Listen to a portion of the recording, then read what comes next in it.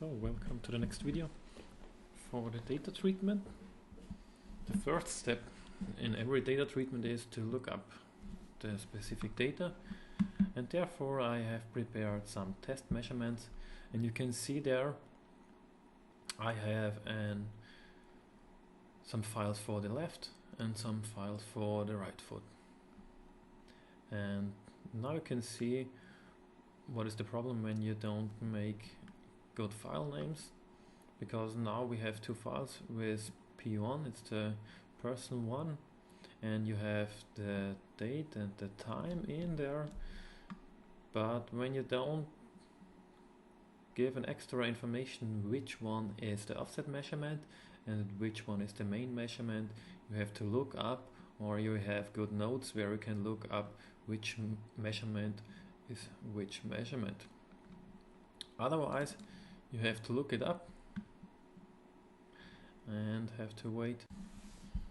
So that's one method to import the data by double clicking on it, or you can open up via this import data button,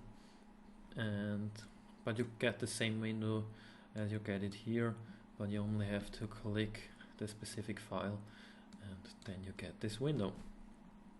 In this window you're working from left to right, and what are we seeing here? So the data is delimited, that's okay.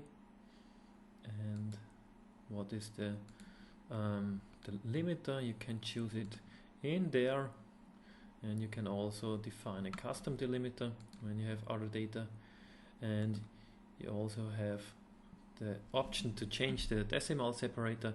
So this one is interesting when you have other data which is separated with a comma, and in Matlab you need a period. So far okay. So it looks very good because this data set is pretty right defined. In our case, what we can make is that we can leave out these first 4 rows, because the first one is the header with the sensor numbers, and we can increase the number, and you can see what is left out. So the first 4 columns are left out from the data, and this is a necessary step when you begin the data treatment. Don't use the table data type, because it's easier at the beginning when you start with Matlab to work with numeric metrics, and therefore you get a variable as a numeric matrix in this case. Good. Then you can choose this option that all unimportable cells are replaced with not a number value, so you can see where some data points are missing. And then you have 4 options to choose. Import data, you get a variable in your workspace. You can generate a live script out of that, a script or a function. That means that you can not only do the same step in this window, it's better to do it as a script, so you don't have to redo this window clicking again and again. So the intention in Matlab is also to automate things, because these things are a little bit annoying, and you can automate it easily with Matlab because you can write code for it.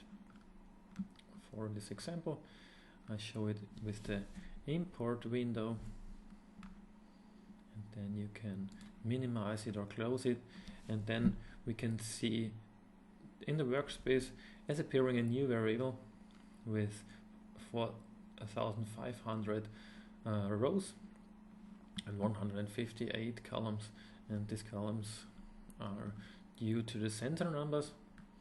So what I want to show is the Matlab import window. Here you can change the variable name.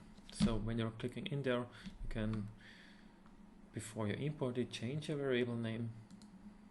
Or I can do it here and can rename it here. But for the renaming, the first step is we double click the variable and we have a preview on the data, so you can see, okay, these first 4 columns are didn't left out,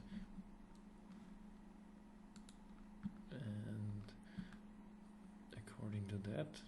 I only plot the first variable. Okay. So in here we see that we see nothing. So in this sensor there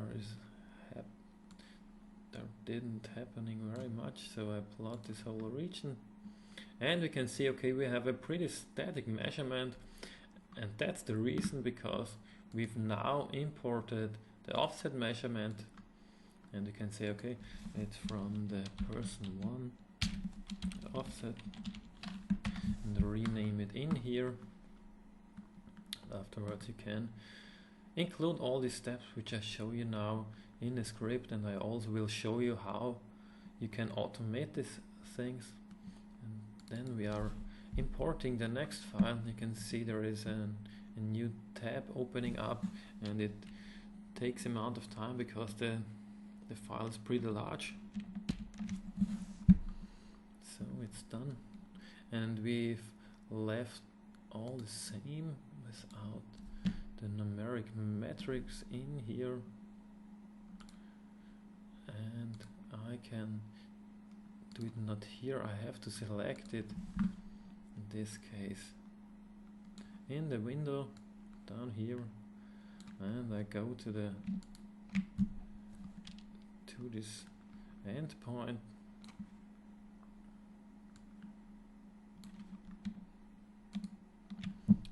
and by holding shift and clicking I can choose all these fields, and I import the data. Then I can say this is from person 1, main measurement, main.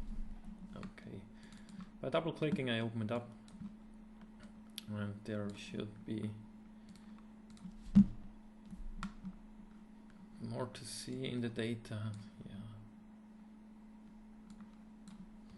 Now you can see that there happens pretty much in there. So I've chosen only the first sensors, and you can see what's happened in the single sensor, because now when I choose it like that, I got a plotting line for every column in there. So every column is one sensor column, and you can see that there is not only one step in there, so we have pretty much a step in this data file.